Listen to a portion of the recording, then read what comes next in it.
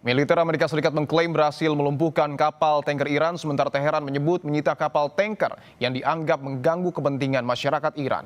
Dua kejadian ini membuat situasi di Selat Hormuz memanas. Apakah ini akan mengarah pada konflik terbuka di Selat Hormuz? Kami akan membahasnya bersama dengan dosen International Institute for Islamic Studies, Pak Kasim Muhammadi, dan juga peneliti Indo-Pacific Strategic Intelligence, Aisyah Kusuma Sumantri. Pak Kasim, Mbak Aisyah, selamat petang waktu Indonesia. Selamat petang, Mas Dipo. Baik. Senang bergabung di sini. Baik, saya ingin ke Pak Kasim terlebih dahulu bahwa ada informasi publik Iran turun ke jalan dan juga mendukung pemerintahnya. Bagaimana sebenarnya situasi di sana? Betulkah semakin memanas? Ya, kalau warga Iran itu mereka sudah pastikan bahwa mereka akan tetap dukung pemerintah dan juga militer Iran. Dan dengan jujur kalau warga Iran itu sama sekali tidak percaya dan tidak berharap bahwa bisa diadakan satu kesepakatan sama negara-negara macam Amerika Serikat, dan alasannya atau dalilnya banyak sekali. Satunya, ada beberapa kali Iran sudah janji sama Amerika Serikat, ada perjanjian di antara Iran dan Amerika Serikat, tapi itu dibatalin dan dilanjutkan serangan ataupun dilanjutkan ancaman dari pihak Amerika Serikat terhadap warga Iran. Dua masalah dalam 10 bulan terakhir ini Iran dua kali diserang dalam proses negosiasi dan perundingan sama Amerika Serikat. Dan juga biasanya mereka tidak, ini hakikatnya atau nyatanya satu negara macam Amerika Serikat itu agresor dan penjajah, yakni tidak mencukupi dengan tuntutannya, ya. Biasanya mereka berlebihan. Oleh karena itu, kalau mereka warga Iran itu mereka bilang kalau kami ini harus ada jaminan nyata. Baik. Tidak boleh kita ada jaminan atas kertas. Dan jaminan nyatanya sekarang adalah Selat Hormuz. Oleh karena itu tidak boleh kita lepas tangan dari jaminan nyata itu. Oke, saya ingin tanyakan Pak Kasim, betul sedang di Iran ya Pak ya? Dan di daerah mana dan seperti apa situasi di sana, Pak Kasim? Ya, saya berada di Iran, di kota Qom, dan situasi seperti malam-malam sebelumnya. Setiap malam warga Iran itu selama 65 hari yang lalu itu mereka tetap turun ke jalan-jalan untuk berteriak dukungan mereka terhadap militer dan juga pimpinannya Iran itu. Oke, saya ingin garis bawahi artinya rakyat Iran termasuk pemerintahnya juga siap untuk kemudian kembali berperang melawan Amerika Serikat. Betul begitu. Oke, baik. Saya ingin ke Mbak Aisyah bahwa situasi di Selat Hormuz yang semakin memanas juga nampaknya mempengaruhi kondisi dari rakyat Iran yang hingga turun ke jalan. Pertanyaan saya, apakah dengan melihat kondisi ini membuka peluang terjadinya perang terbuka? Pasti. Karena begini, dari awal sebenarnya kita lihat di sini adanya blokade yang dilakukan oleh Amerika Serikat gitu. Meskipun Amerika Serikat telah menetapkan adanya ceasefire. Nah, kita harus pahami bahwa yang namanya blokade itu kan tetap merupakan sebuah act of war atau tindakan di dalam peperangan gitu ya. Lalu kemudian Iran merespon dengan melakukan kemudian penutupan Selat Hormuz secara total seperti apa yang dilakukan di minggu pertama di dalam peperangan ini. Dan itu kan sebenarnya membuat ekonomi dunia ini semakin tercekik kembali gitu. Permasalahannya siapa yang mau mengalah terlebih dahulu? Iran tidak akan mungkin mau mengalah karena ini akan dianggap sebagai existential crisis bagi Iran. Ini akan dilihat sebagai salah satu tadi disebutkan oleh Pak Kasim bahwa ini merupakan daya tawar yang bisa dipegang oleh Iran dalam mendapatkan leverage di level perundingan atau di level internasional. Lalu yang kedua kita lihat Amerika Serikat sendiri sekarang kan dia menutup akses Iran terhadap perekonomian Iran. Jelas Iran ini memang merugi sekitar 435 juta USD per harinya, atau kalau dikombinasikan itu sekitar 13 miliar US dollar per bulannya ya. Tetapi permasalahannya Iran ini sampai sekarang masih memiliki resiliensi yang cukup tinggi. Dilihat dari negara-negara lain yang memiliki ya sebenarnya resilience terhadap tekanan-tekanan dari luar seperti misalnya Venezuela dan Kuba, mereka masih bisa bertahan dalam jangka waktu yang lama. Apalagi sebenarnya blokade ini kan hanya menutup jalur laut. Kita tidak berbicara tentang tentang jalur Laut Kaspia misalnya, atau misalnya railway yang kemudian dibangun dari Iran sampai ke China gitu, yang bisa sebenarnya mengalirkan sebenarnya sebagian besar sumber daya Iran, khususnya energi. Ya, nah sekarang kalau kita lihat keduanya ini masih berusaha untuk menaiki tangga eskalasi gitu ya, dan ini agak susah untuk kembali ke meja perundingan selama keduanya tidak melakukan confidence building measure, pembangunan misal kepercayaan di antara keduanya, bahkan kemudian adanya garansi bahwa Amerika Serikat tidak akan bisa melanggar ya kesepakatan yang sudah dicapai di awal. Karena pada akhirnya Iran ini akan mengalami trust deficit kalau misalnya Amerika Ya. Serikat tidak menunjukkan adanya itikat baik untuk kembali ke meja perundingan. Oke, dan ketidakpercayaan itu juga tadi sudah dijelaskan oleh Pak Kasim, bahkan sudah menyebar hingga ke rakyat Iran. Saya masih ingin ke Mbak Aisyah bahwa masih ada gencatan senjata. Melihat situasi yang terjadi di sana, apakah bisa dikatakan gencatan senjata yang masih berlaku tidak bermakna sama sekali? Tidak bermakna, karena gini, kita lihat yang namanya gencatan senjata itu harus disepakati oleh kedua belah pihak sejak awal ya. Ini kan gencatan senjata yang hanya dicanangkan oleh Amerika Serikat, tetapi tidak mengajak Iran ke dalamnya. Lalu kemudian ya, selama gencatan senjata, blokade itu masih terus berlanjut. Permasalahannya memang blokade ini tidak hanya menyakiti Iran. Apa yang kemudian dilakukan untuk bisa membuat Iran berdarah, sebenarnya ini dilakukan juga untuk membuat Amerika Serikat berdarah, karena harga-harga semakin tinggi, lalu kanan politik juga semakin tinggi di dalam negeri Amerika Serikat, dan mereka dikejar waktu sampai di bulan November di pemilu sela tersebut gitu ya. Sementara sebenarnya kita tahu Iran sendiri ini kan berusaha untuk kemudian melindungi diri. Ada kayak retaliasi yang dilakukan akibat dari tindakan-tindakan Amerika Serikat gitu. Nah, di sini ada sebenarnya yang mengatakan bahwa ya blokade Amerika Serikat ini tetap dilakukan in place untuk bisa mengimbangi leverage terhadap Iran. Dan ada sebenarnya perilaku Amerika Serikat yang cukup janggal di sini. Di mana di awal-awal peperangan sebenarnya kan hanya satu kapal yang bisa dan berhasil ditahan, dan itu pun dilakukan retaliasi untuk bisa mengembalikan kapal tersebut, kapal Tosca ya. Nah, setelah itu kita lihat bahwa Amerika Serikat itu tetap melakukan blokade di sana. Masalahannya adalah, nah ini bisa dilihat sebagai salah satu bentuk di mana Amerika Serikat ini tetap melakukan ya penjagaan terhadap eskalasi peperangan untuk bisa melakukan eskalasi yang lebih besar lagi di masa depan. Tujuannya apa? Untuk mendapatkan posisi tawar yang lebih di dalam meja perundingan.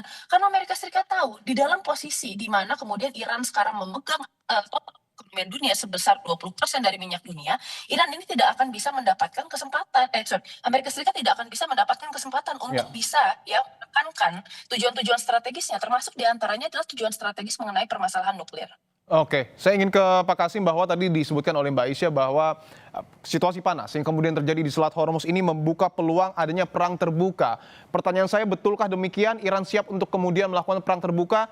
Seberapa siap Iran untuk kemudian mempersiapkan rudal-rudal dan termasuk juga kemampuan militernya jika memang betul perang terbuka akan terjadi?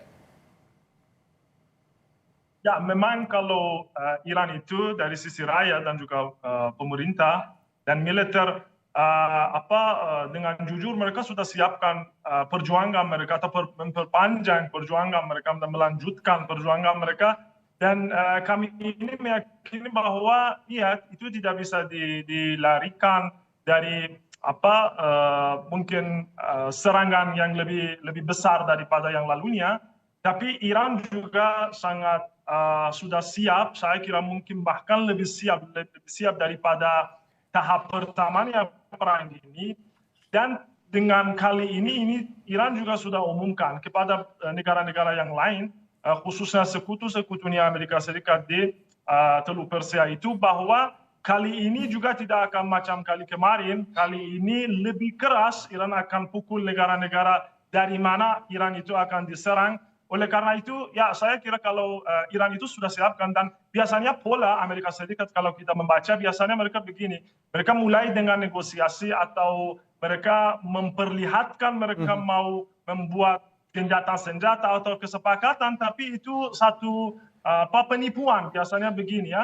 Dan baru mereka akan serang. Oleh karena itu, kalau pola Amerika Serikat kalau kita mau baca, saya kira ya itu nampaknya akan terjadi serangan lagi terhadap Iran, dan Iran oleh karena itu sudah sangat siapkan dirinya untuk itu. Oke, menarik bahwa Pak Kasim mengatakan bahkan Iran lebih siap untuk kemudian melakukan perang dibanding tahap pertama. Tapi pertanyaannya, kita tahu perang ini membutuhkan cost yang besar, dampaknya juga besar. Sebenarnya kondisi ekonomi, Pak Kasim, di rakyat Iran, di tengah masyarakat ini seperti apa? Apakah tidak berpengaruh perang ini, atau justru mungkin saja ada komoditas-komoditas yang harganya naik, atau seperti apa? Ya, kalau mengenai masalah ekonomi pasti ada tekanan. Kalau masalah blokade itu pasti ada pengaruhnya atas ekonominya Iran, tapi tidak begitu besar atau banyak pengaruhnya karena Iran itu alhamdulillah luas sekali. 8.500 kilometer adalah perbatasan Iran dan mayoritas perbatasan Iran itu adalah perbatasan darat sama banyak negara, Rusia, atau Turkiya, Afghanistan, Pakistan, dan juga ada banyak jalur dari negara-negara besar yang Iran itu impor dari mereka, contohnya Cina. Oleh karena itu kalau masalah ekonomi ataupun barang-barang yang Iran itu perlukan, saya kira tidak ada kurangan. Juga dari blokade itu juga tidak begitu 100% blokade sampai sekarang. Yani selama blokade itu Iran sudah ekspor minyaknya, kalau saya tak salah hampir 30 juta barel minyak sudah Iran ekspor. Yani bisa mengakali blokade itu karena Iran itu sangat terbiasa dengan bagaimana mengakali blokade atau sanksi-sanksi itu, embargo itu ya. Oleh karena itu ya pasti sekarang itu ada tekanan, tapi tekanannya tidak begitu banyak. Dan juga sesuatu yang sekarang ini berada di Iran adalah satu simpati yang mencakup semua negara Iran itu yang luar biasa. Saya sendiri belum lihat simpati yang ada di antara warga Iran itu di masa sebelum ini. Oleh karena itu mereka juga sangat simpatik sama yang lain. Dan saya kira dalam keadaan macam ini blokade ataupun tekanan ekonomi itu juga bisa ditahan lebih sederhana. Oke, baik. Tentu pertanyaannya adalah apakah kemudian negara-negara lain akan turut terlibat dalam potensi perang, karena kita tahu ada kapal Tiongkok juga yang informasinya terkena serangan selama di Selat Hormuz. Apakah Tiongkok juga akan ambil andil dalam perang yang kemudian terjadi di Timur Tengah? Tetapi tahan dulu Mbak Aisyah dan juga Pak Kasim, Kompas Petang masih akan kembali hadir. Usai jeda, tetaplah bersama kami.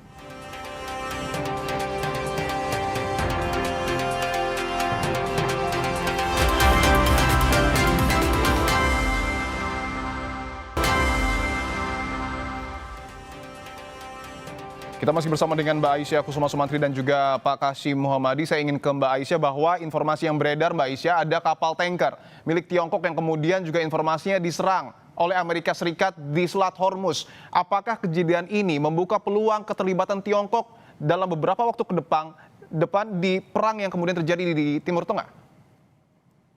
Ya, terima kasih Mas Dipo. Nah, ini cukup menarik karena kalau kita lihat di sini Tiongkok ini berada di dalam posisi yang cukup ambivalen. Ya. Pertama kita lihat sebenarnya Tiongkok ini digadang-gadang sebagai salah satu negara garantor yang dipercaya oleh Iran untuk bisa ya menjaga kata-kata Amerika Serikat di dalam negosiasi. Karena selama ini, tadi Pak Kasim sudah bilang bahwa Amerika Serikat ini polanya selalu sama, melakukan negosiasi lalu kemudian melanggar sendiri. Terutama kalau kita lihat, sekarang juga kan di dalam ceasefire, pola yang sama juga terjadi. Nah, terutama kalau kita lihat ceasefire ini juga kan merupakan salah satu gimmick politik juga di Amerika Serikat untuk menunjukkan bahwa perangnya sudah selesai kepada Kongres. Padahal, ya eskalasinya masih terus berlanjut. Nah, di sini saya kira Tiongkok ini menjadi salah satu partner terdekat Iran. Tetapi kita lihat sebenarnya partner terdekat Iran ini juga sangat pragmatis pendekatannya, gitu ya. Ada pembicaraan di antara Xi Jinping dan kemudian Donald Trump juga yang sekarang setengah berlangsung. Dan kemudian kita tidak tahu nih akhirnya seperti apa. Pasti akan terjadi ya backdoor diplomasi dari Iran ke China dan juga ke Amerika Serikat gitu. Bagaimana kemudian Donald Trump ini akan berusaha untuk memperlihatkan bahwa sebenarnya Amerika Serikat ini telah memenangkan kemenangannya. Dia ingin menunjukkan bahwa Amerika Serikat memiliki leverage dan Amerika Serikat akan berusaha untuk membujuk China agar mengurangi dukungannya kepada Iran. Dengan negosiasi kita tidak tahu apa yang kemudian nanti akan dikatakan oleh Amerika Serikat. Bisa jadi sebenarnya ya posisi kemudian Amerika Serikat di Taiwan ya yang mengakui One China Policy dan mengaffirm maksudnya legitimasi China di sana. Ya. Bisa jadi kemudian dagang dan lain-lain. Jadi kita lihat sebenarnya China sekarang masih berada dalam posisi tengah-tengah. Meskipun ya kapalnya terkena serangan, tetapi China sendiri sekarang masih sangat berhati-hati di dalam melakukan sesuatu di dalam peperangan ini. Artinya peluang untuk Tiongkok terlibat dalam perang ini masih kecil terjadi? Saya kira sebenarnya Tiongkok sudah terlibat, tetapi ya tidak secara langsung. Tentu Oke. saja sebenarnya dukungan-dukungan kepada Iran itu kan diberikan, baik itu secara informasi intelijen maupun kemudian secara dukungan politik ya. Ya. Apalagi kita tahu sendiri kemarin draft resolusi di PBB itu ya dari Bahrain ditolak double veto oleh Rusia dan Tiongkok gitu. Tetapi kan permasalahannya kita lihat di sini, untuk bisa turun langsung ke dalam peperangan itu membutuhkan political will yang besar. Dan China harus mengorbankan sebenarnya perekonomian serta dukungan politik dari level internasional untuk bisa terlibat secara langsung. Sejauh ini saya rasa perang ini pun merugikan China karena energi China ini juga terdampak ya, perekonomian global juga terdampak dari peperangan ini. Nah, tetapi China memiliki keuntungan, di antaranya adalah vakum kekuatan dari Amerika Serikat di kawasan Indo-Pasifik. Jadi sebenarnya China berusaha untuk tetap menjaga peperangan ini agar menjadi low intensity konflik ya, membuat Iran sebagai kemudian negara yang kemudian ada di dalam ambang batas pembangunan senjata nuklir meskipun tidak memiliki senjata nuklir Ya. dan menyita perhatian Amerika Serikat. Meskipun China sendiri percaya sebenarnya kalau misalnya konfliknya berlangsung lama dan menyebar ke kawasan lain, maka kemudian China akan dirugikan. Oke, Pak Kasim sendiri apakah ada informasi terkait komunikasi yang terjalin antara pemerintah Iran dengan Tiongkok, Pak Kasim? Iya, kalau beberapa hari yang lalu, mungkin 3 hari yang lalu, kalau Menteri Luarnya Iran itu pergi ke China dan ada saya kira ada pertemuan yang cukup menarik di antara Iran dan China itu. Dan di sana berdasarkan informasi yang saya dapat, Iran walaupun China itu meyakini bahwa kalau cuacanya atau kondisinya Selat Hormuz itu harus kembali ke sebelumnya perang ini, tapi Iran sudah umumkan bahwa itu tidak akan kembali lagi ke kondisinya sebelum ini. Karena kalau untuk Iran itu sebagaimana saya tadi katakan, kalau Selat Hormuz itu sudah menjadi kartu yang nyata dan objektif, kartu jaminan yang objektif, dan tidak bisa kita tebak apakah itu Amerika Serikat atau China atau Rusia atau bahkan semua negara di dunia ini, kalau mereka tanda tangani dan berikan jaminan kepada Iran bahwa tidak akan kembali lagi serangan atau ancaman, Iran tidak akan percaya itu, karena beberapa kali itu sudah tercoba. Oleh karena itu, sebagaimana saya tadi katakan, Iran sudah temukan jaminan niatannya, yaitu Selat Hormuz. Dan saya kira bahwa China itu sudah memahami itu, dan dia bilang, ini yang saya dengar dari berita-berita, bahwa China juga sepakat bahwa Selat Hormuz itu masih harus di bawah kontrolnya Iran, tapi harus lebih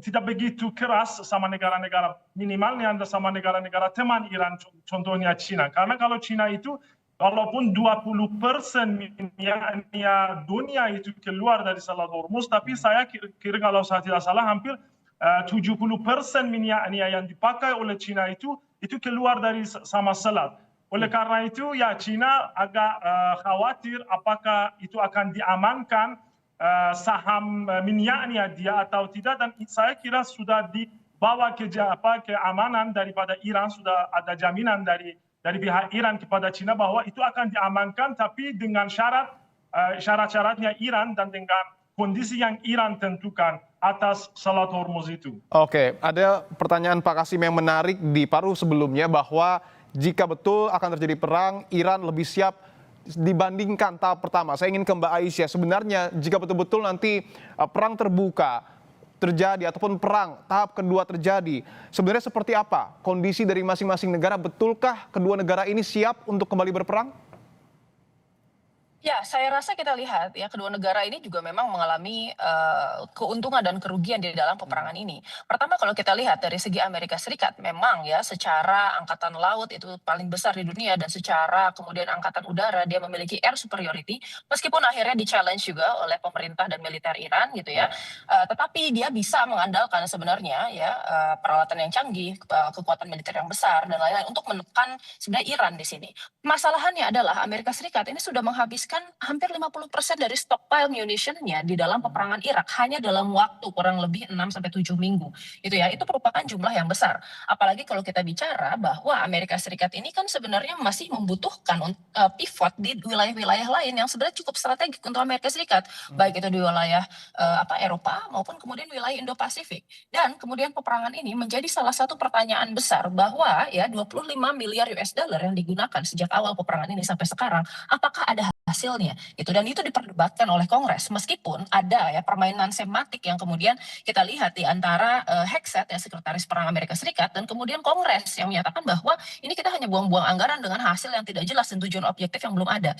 Nah, kemarin Amerika Serikat juga ada indikasi bahwa secara keuangan ini sebenarnya agak sulit untuk terus membiayai perang ini karena Donald Trump sudah mengajukan sebenarnya tambahan keuangan untuk bisa melanjutkan peperangan, tetapi sampai saat ini permintaan tersebut belum ditanggapi dan ya belum ada keputusan yang pasti dari Kongres terkait hal tersebut.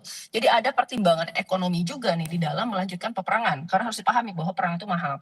Nah, di sisi lain sebenarnya dari segi Iran, saya rasa sebenarnya Iran ini masih memiliki kemudian pasukan darat yang fresh gitu ya. Mereka belum tersentuh sama sekali di dalam peperangan ini. Oleh karena itu makanya di awal peperangan kita lihat sebenarnya Iran ini berusaha untuk membuat Amerika Serikat melakukan serangan darat gitu ya. Tetapi kan ini tidak berhasil. Nah, akhirnya sekarang kita lihat, nah Amerika Serikat berusaha untuk melakukan blokade dan menyeret kemudian pertempurannya ini ke dalam ranah ya peperangan udara dan peperangan laut, di mana kemudian sebenarnya mereka tuh melupakan bahwa yang namanya power itu ada konteks juga gitu. Amerika Serikat sekarang kan hanya kemudian menggunakan ya kapal-kapal destroyer yang memiliki kemampuan missile launching gitu ya. Itu ada USS Bataan, USS Tripoli dan kemudian USS Boxer yang kemarin dia incar oleh Iran itu.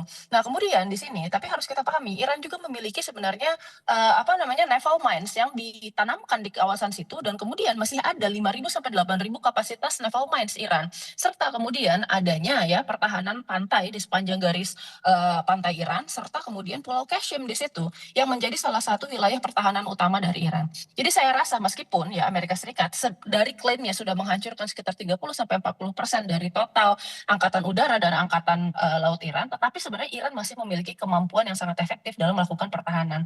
Nah, makanya sebenarnya nanti di masa depan kalaupun misalnya ini perangnya pecah akan menjadi perang terbuka lagi, ya kita bisa melihat sebenarnya pertarungan yang sempit yang tidak hanya kemudian terbatas kemenangannya di level taktikal saja, tetapi kita juga akan bicara di level strategik di mana ekonomi dan kemudian tekanan politik ini juga akan memegang peranan penting ya di dalam menentukan siapa yang nanti akan memenangkan peperangan ini. Oke, bahwa kalau kita mendengarkan apa yang kemudian dijelaskan oleh Mbak Isya nampaknya cukup terbersit bahwa keuntungan akan diperoleh oleh Iran ketika betul bahwa akan ada perang lanjutan. Saya ingin ke Pak Kasim. Menlu Abbas Araghchi juga sebelumnya menjelaskan bahwa perang yang kemudian terjadi membuat Iran mencapai kedudukan yang lebih tinggi di dunia internasional. Apa maknanya ini, Pak Kasim?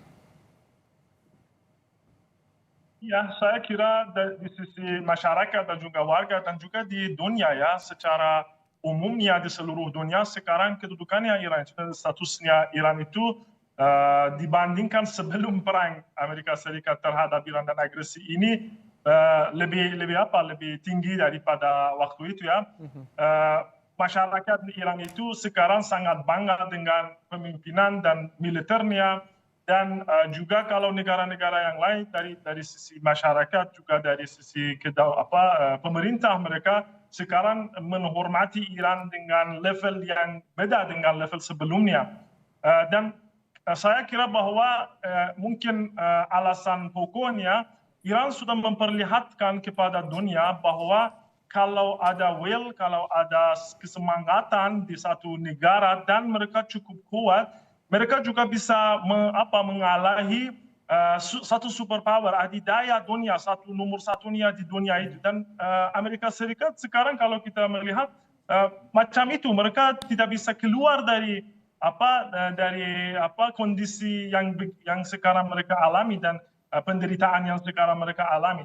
Oleh karena itu, ya saya kira bahwa itu bukan hanya Iran yang sekarang merasa semangat dan menang, juga negara-negara kecil yang lain juga mereka merasa bahwa nampaknya Amerika Serikat itu juga boleh dikalahi ya kalau ada kesemangatan yang cukup banyak dan kalau bisa kita membanyakkan atau kecanggihan teknologi kita kalau kita bisa banyakkan, kami juga boleh melawan negara macam Amerika Serikat. Kalau dulunya kalau Amerika Serikat satu kapal militer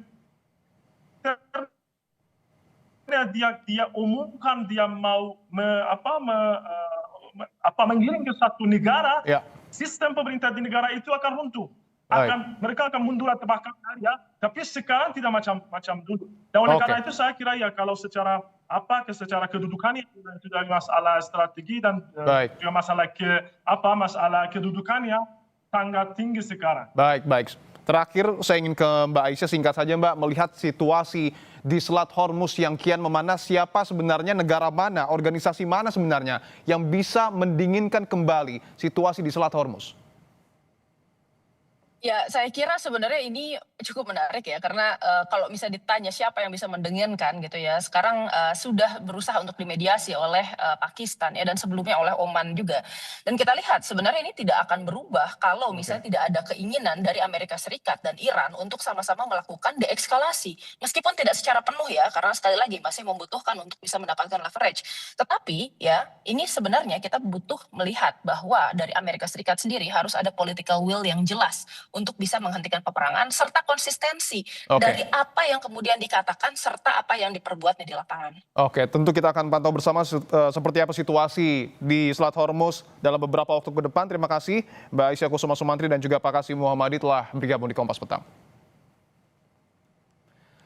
Saudara, di KTT ASEAN ke-48, kehadiran mobil taktis Maung sempat menyita perhatian. Menlu Sugiono bilang pilihan membawa mobil Maung ke Filipina bukan sekedar mobilisasi presiden, tapi juga etalase kemampuan industri nasional di panggung internasional.